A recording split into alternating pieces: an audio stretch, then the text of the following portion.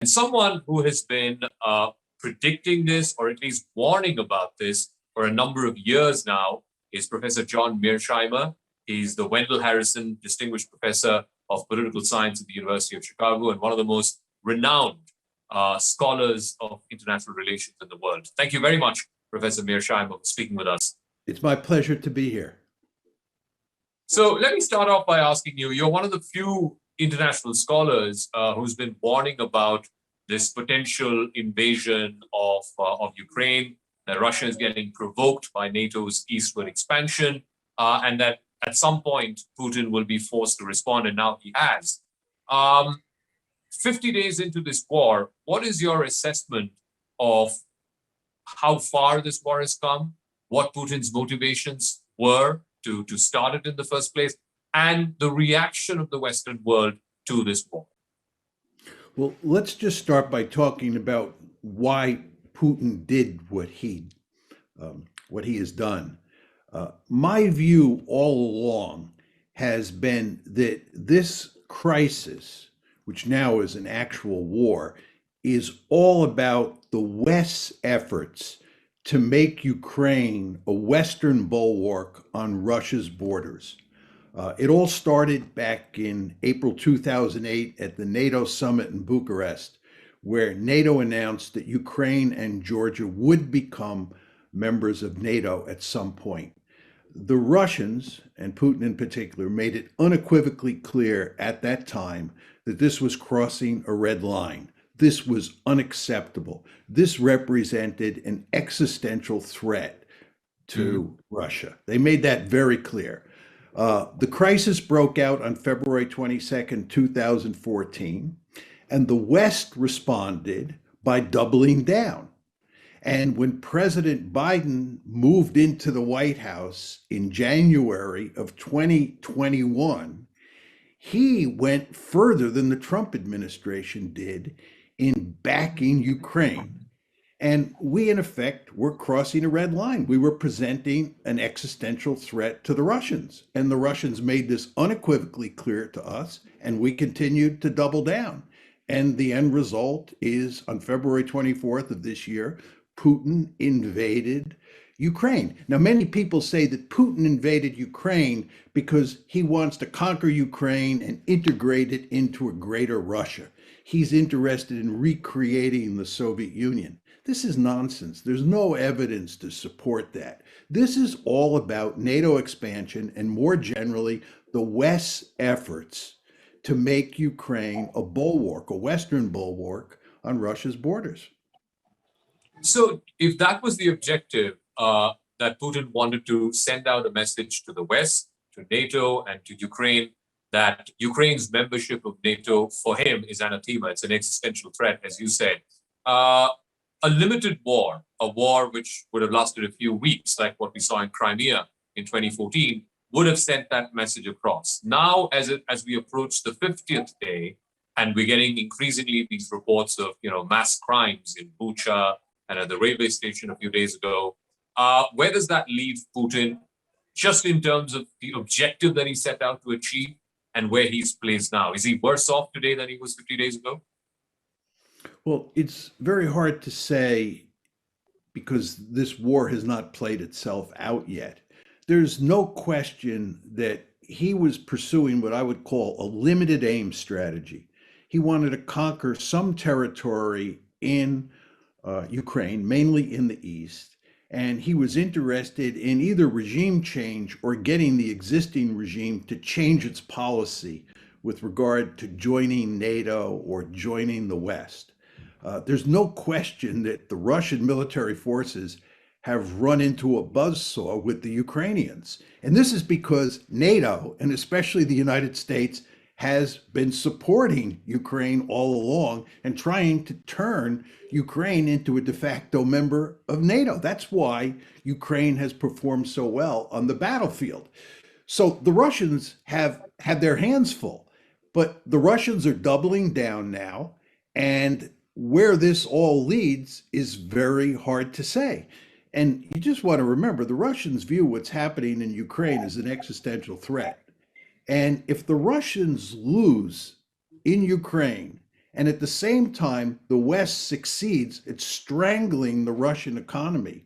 There will be very powerful pressures brought to bear on Putin to escalate the crisis, to possibly use nuclear weapons. Now, I want to be very clear. I'm not making the argument that that is likely. I'm just saying that is a real possibility. You want to remember, Putin views this set of events that's taking place in Ukraine as an existential threat. And when states face existential threats, the historical record is very clear here. They pursue risky policies. So I think we're in dangerous waters here because it's not clear the Russians are going to prevail. So you talked about nuclear weapons, and we've seen sort of rhetoric around that, tactical nukes. We've already seen in this war, cluster bombs being used, hypersonic missiles being used. We had Peskov a few weeks ago suggesting that if Russia were to be threatened, if it's an existential threat, as you said, then tactical nukes cannot be ruled out. Where would be that red line? So far, the rest of the world is looking at this war as a limited conflict. It's limited to Russia and Ukraine. Where is that red line, which if it is crossed, then the West, either through the United States or its European partners, will have to inevitably get into this conflict with boots on the ground? Where's that red line?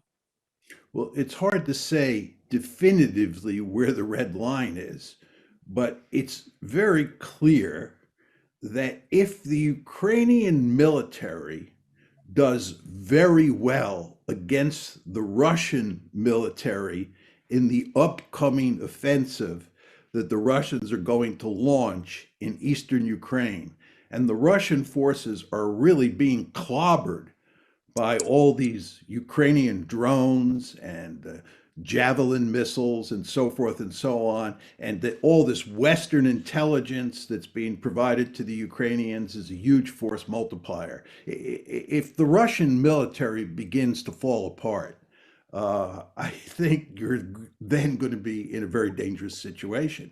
And if at the same time the Russian economy is really beginning to hurt and is even on the verge of collapsing, I think at that point, the Russians will think very seriously about trying to rescue the situation with nuclear weapons.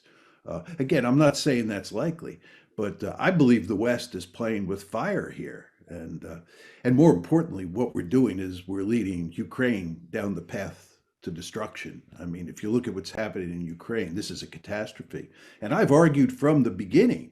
Right. I argued back in the early 1990s. I was virtually the only person in the West who argued that Ukraine should keep its nuclear weapons because I said there was always a possibility that someday the Russians would come knocking and those nuclear weapons would be an excellent deterrent, as every Indian watching this show fully understands. But the West foolishly made Ukraine give up its nuclear weapons. Then the West foolishly led Ukraine to poke the Russian bear in the eye with NATO expansion, causing this crisis. And then once the crisis broke out, the West pushed Ukraine to double down, and the West itself doubled down. And the end result is Ukraine is getting wrecked. Now coming to, this conflict has gone on for almost 2 months now. There are reports that Vladimir Putin is getting impatient because the initial strategy, which you said, was either a regime change or to get this regime to back off on NATO commitments. That doesn't seem to have played out according to plan. So he's changed his objectives now to, quote unquote, the liberation of Donbass and possibly getting direct access to the Black Sea by capturing ports like Mariupol. What are you picking up in terms of, Putin's brought in a new general to lead the operations in eastern Ukraine, somebody who was in charge of the operations in Syria. He's supposedly given a deadline of May 9th, which is Victory Day, to achieve this limited objective. Do you reckon that it would be possible at all that Putin would get his troops to get some kind of limited by V-Day? I don't think so. I think, first of all, the Russian army has not performed well at all. And it's hard to believe that that's going to change overnight just because they put a new general in charge. It could gradually change over a process of months, but I don't see an overnight change. The other thing is, if the Russian military does well against the Ukrainians, the Americans will go to great lengths, as will the Europeans, West Europeans and East Europeans, to help the Ukrainians rescue the situation. You want to remember that we're in a situation here where the Russians feel that they can't lose. And the Americans and their European allies feel that they can't lose. It would be a humiliating defeat for the United States, and especially for President Biden, if we were to lose this war and Russia was to win a great victory. So we will go to great lengths to keep Ukraine fighting. You know, as I've often said, we're going to fight to the last Ukrainian. And the Russians are going to fight like crazy to make sure that they don't lose. So the question you have to ask yourself is, where does this all end? And to argue it's likely to end by May 9th, I don't think so.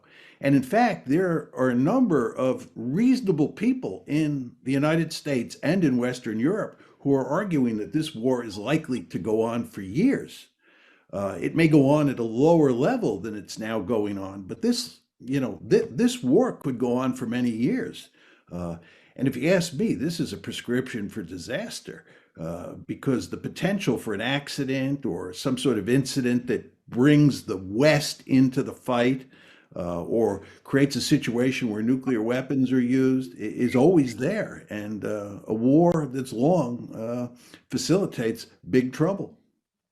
It's interesting you say this war could go on for a number of years. Of course, with Vladimir Putin, anything is possible. But if you were to compare his previous military operations, whether it was Crimea or even in Georgia, the South Ossetia one, those didn't last more than a few weeks.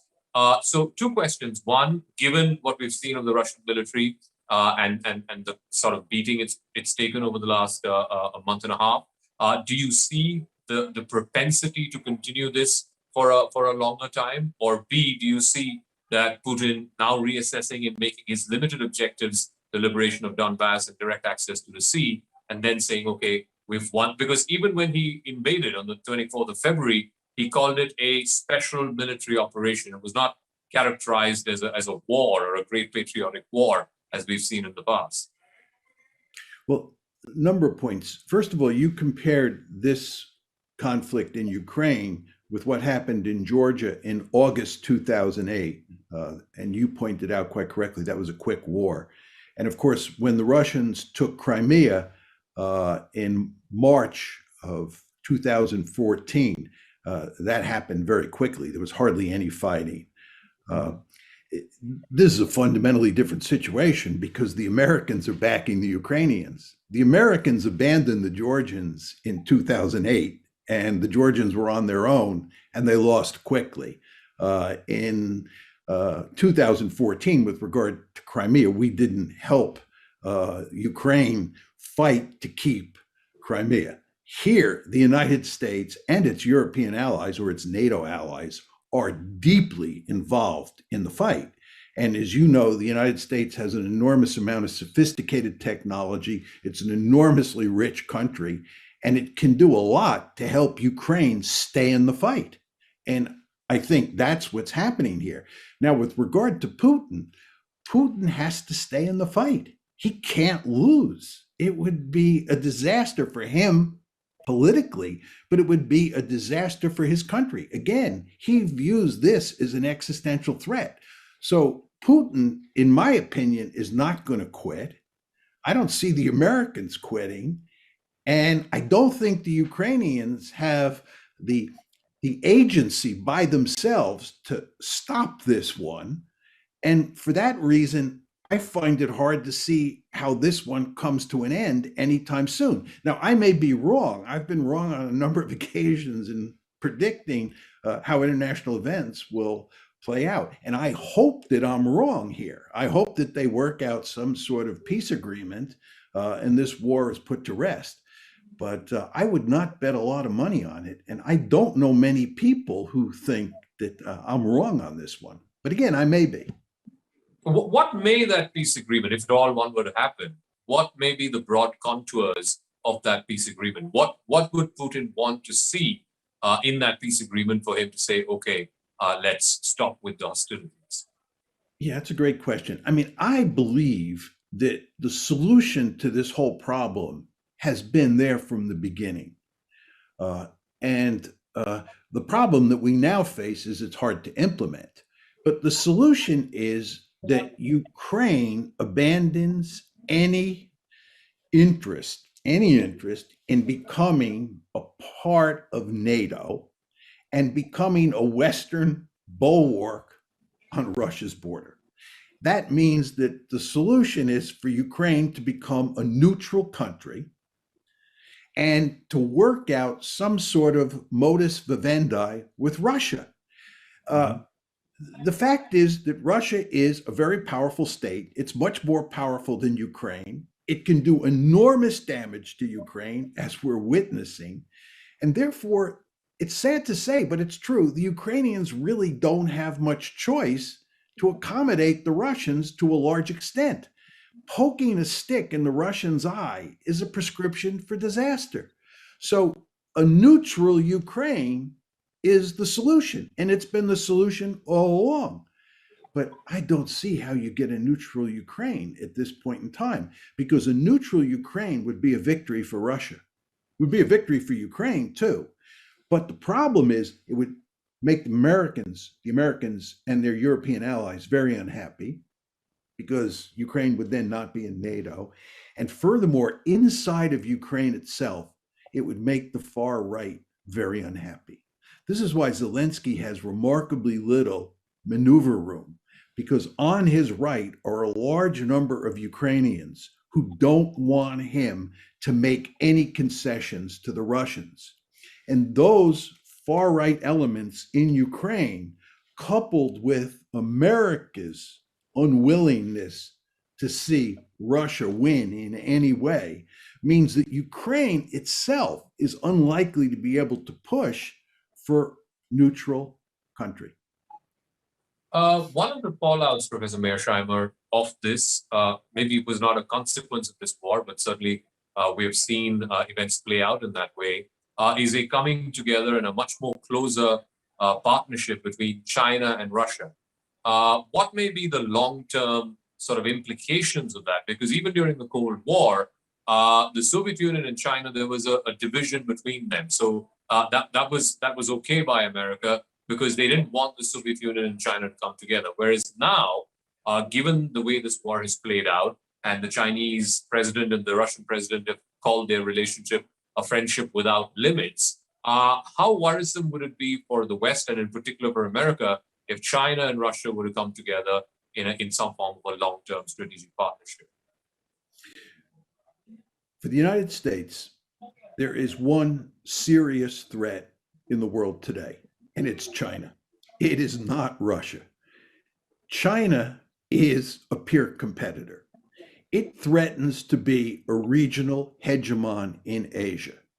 The United States should be focusing laser like on China. It should be working overtime to think about how to contain China. And at the same time, it should be working with Russia as an ally to help contain China. India, Russia, the United States should all be on the same side of the ledger, all bent on containing China, because China has the potential to be a remarkably powerful country. Instead, what the United States has foolishly done is it has picked a fight with Russia. It is bogged down in Eastern Europe. It has done remarkably little in Asia, especially in East Asia, to explain to its allies how it plans to contain China because it's too busy thinking about how to fight the Russians. And we shouldn't be fighting the Russians. We should be working to have some sort of alliance with the Russians, again, all for the purposes of containing China. But we're not doing that. This tells you very simply that there's one winner as a result of this Ukraine war, and that winner is China. One final word. Where does that leave countries like India? India has its own reservations and concerns with aggressive Chinese behavior. I'm sure you followed the developments at our northern border over the last couple of years. And now, with this whole Russia-Ukraine situation, there seems to be the feeling that India and the United States, who are also strategic partners, may not necessarily be on the same page. After all, India's abstained from all the votes at the United Nations. Even Joe Biden called India somewhat shaky, his words. Do you see some kind of a rupture there? And what is the elbow room for countries like India, which are stacked up against China? I don't think that American unhappiness with India, and there's no question the Biden administration is unhappy with India, as President Biden made clear to Mr. Modi yesterday. So we're unhappy, or the administration is unhappy, but it doesn't matter very much. The United States needs India. The United States has a rich history of having fundamental disagreements with India, and we've gotten used to that. But more importantly, we need India for purposes of containing China. So I don't think there's any serious danger of a rupture in relations between the two countries. I think from India's point of view, it is not a good thing that the Americans are bogged down in Eastern Europe and have lost sight of the importance of the China threat, because India, the United States, and Russia, as I said before, should all be on the same page vis-a-vis China. We're in this rather bizarre situation where it makes no strategic sense for the United States to be trying to drive a wedge between India and Russia. If anything, we should be happy that they're working together, but we can't be, because we are in this remarkably foolish war in Ukraine. And you want to remember, we're not doing any of the actual fighting now, but we are deeply involved. We're doing everything but the fighting. And all of our sort of intellectual capital is being focused on Eastern Europe now. We're not thinking about how to deal with China. And again, this is, from our point of view, a terrible situation. But you never want to lose sight of the fact that it's Ukraine that is paying the greatest price here. This country is being destroyed. And I argued long ago that this is what would happen, right? I'm not saying that this is justified. I'm just saying that this is what happens when you poke a great power like Russia in the eye and you present it with an existential threat. You do not want to underestimate how ruthless great powers can be. And this includes the United States of America as well as Russia, when they think they're facing an existential threat. And again, Vladimir Putin thinks he's facing